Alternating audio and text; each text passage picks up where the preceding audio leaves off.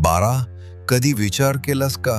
एक छोटासा तांदळाचा कण संपूर्ण जगाला तृप्त करू शकतो. आज मी तुला अशी कथा सांगणार आहे जी ऐकल्यावर तू थक्क होशील. ही कथा आहे भगवान श्रीकृष्ण आणि पांडव यांच्या जीवनातील, जिथे एका तांदळाच्या कणानं भूक, संकट आणि अपमान सगळं संपवलं. शेवटपर्यंत नक्की बघ, कारण शेवटी तुला एक मोठा जीवन संदेश मिळणार आहे. महाभारताच्या काळात पांडव वनवासात होते. दिवसेंदिवस संकट, अडचणी आणि अभाव, पण तरीही त्यांच्याकडे एक मोठं वरदान होतं. ते होतं अक्षय पात्र. हे पात्र त्यांना मिळालं होतं सूर्यदेवकडून. जोपर्यंत द्रौपदी जेवली नाही तोपर्यंत त्या पात्रातून अखंड अन्न मिळत होतं. एक दिवस द्रौपदी जेवून झाली आणि अक्षय पात्र रिकामं झालं. तेव्हाच एक मोठा संकट आलं. महान ऋषी दुर्वासा ऋषी आपल्या हजारो शिष्यांसह पांडवांकडे आले. दुर्वासा ऋषी म्हणजे रागीट आणि शाप देण्यात प्रसिद्ध.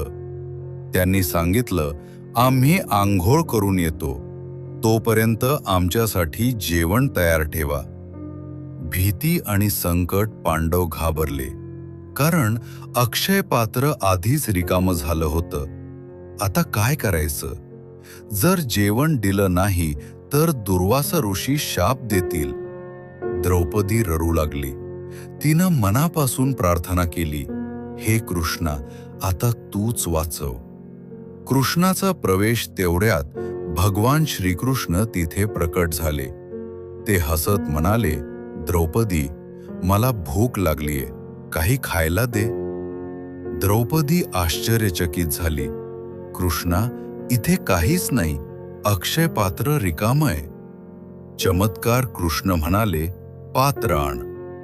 द्रौपदीनं पात्र आणलं. त्यात काहीच नव्हतं, फक्त एक छोटासा तांदळाचा कण. कृष्णानं तो कण घेतला आणि खाल्ला आणि म्हणाले, आता माझी भूक भागली. अद्भुत परिणाम त्या क्षणी. दुर्वासा ऋषी आणि त्यांचे शिष्य नदीत आंघोळ करत होते. अचानक त्यांना वाटलं, आपण पूर्णपणे तृप्त आहोत. त्यांची भूकच नाहीशी झाली. ते घाबरले. जर आपण पांडवांकडे गेलो आणि जेवू शकलो नाही तर आपलाच अपमान होईल, आणि ते तिथूनच निघून गेले. पांडव वाचले. द्रौपदीचं संकट टळलं, आणि हे सगळं झालं एका तांदळाच्या कणामुळे. जीवन संदेश. बाळा, देवावर विश्वास असेल तर छोट्यातलं छोटंही मोठं चमत्कार करू शकतं. तांदळाचा कण नव्हता, तो होता विश्वास. अन्न नव्हतं, तो होता भक्तीचा प्रभाव. जर तुला हा व्हिडिओ आवडला असेल तर लाईक कर आणि आपल्या चॅनलला सबस्क्राईब कर. अशाच आध्यात्मिक कथा पाहण्यासाठी कमेंटमध्ये जय श्रीकृष्ण नक्की लिहा. बाळा, आजच्या या कथेची खरी शिकवण काय आहे माहितीये का? एक तांदळाचा कण संपूर्ण जगाला तृप्त करू शकतो. हे ऐकायला जरी अशक्य वाटत असलं तरी ते शक्य झालं, कारण त्या कणामागे होती श्रद्धा, भक्ती आणि पूर्ण विश्वास. द्रौपदीनं हार मानली नाही. तिनं शेवटच्या क्षणीही भगवान श्रीकृष्णावर विश्वास ठेवला, आणि म्हणूनच जिथे काहीच नव्हतं तिथेही चमत्कार घडला. लक्षात ठेव, जीवनात कधीही संकट आलं, रस्ता दिसत नसेल तर घाबरू नकोस, कारण देव कधीही उशीर करत नाही.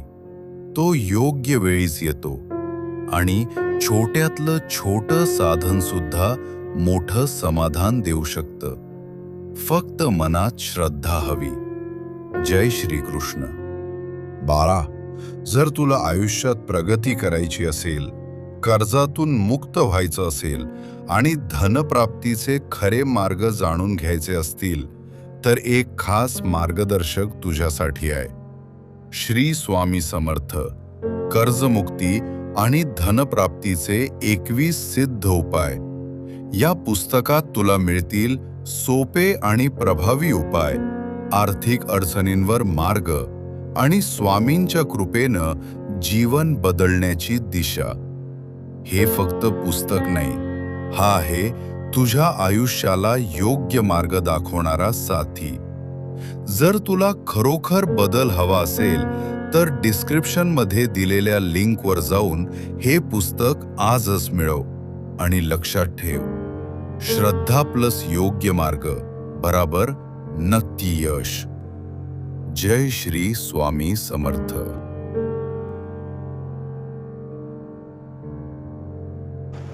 बाळा, जर तू इथपर्यंत हा व्हिडिओ पाहिलास तर खरंच तुझ्या मनात काहीतरी शोधण्याची इच्छा आहे. आजची ही कथा फक्त ऐकण्यासाठी नव्हती, तर ती होती समजून घेण्यासाठी आणि आयुष्यात उतरवण्यासाठी. आपण रोजच्या धावपळीत कधी स्वतःला विसरून जातो, तर कधी श्रद्धा कमी होते, कधी आपलं मन निराश होतं.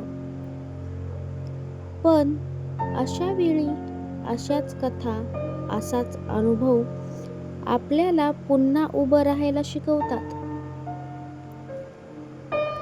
म्हणूनच जर तुम्हाला अशाच आधुनिक आणि प्रेरणादायी कथा, श्री स्वामी समर्थांचे संदेश आणि आयुष्य बदलून टाकणारे अनुभव हे रोज पाहायचे असतील तर आत्ताच आपल्या चॅनलला सबस्क्राईब करा. कारण इथे प्रत्येक व्हिडिओ तुमच्या मनाला शांती देईल, तुमच्या विचारांना दिशा देईल आणि तुमच्या आयुष्यात सकारात्मक बदल घडवेल. आणि हो, व्हिडिओ आवडला असेल तर लाईक नक्कीच करा. कमेंटमध्ये नक्की लिहा जय श्री कृष्ण, जय श्री स्वामी समर्थ आणि एक सबस्क्राईब आमच्यासाठी खूप मोठी प्रेरणा आहे. पुन्हा भेटूया अशाच एका सुंदर आणि प्रेरणादायी कथेसोबत. तोपर्यंत स्वतःवरती विश्वास ठेवा आणि श्रद्धा ठेवा. जय श्री कृष्ण, जय श्री स्वामी समर्थ. धन्यवाद.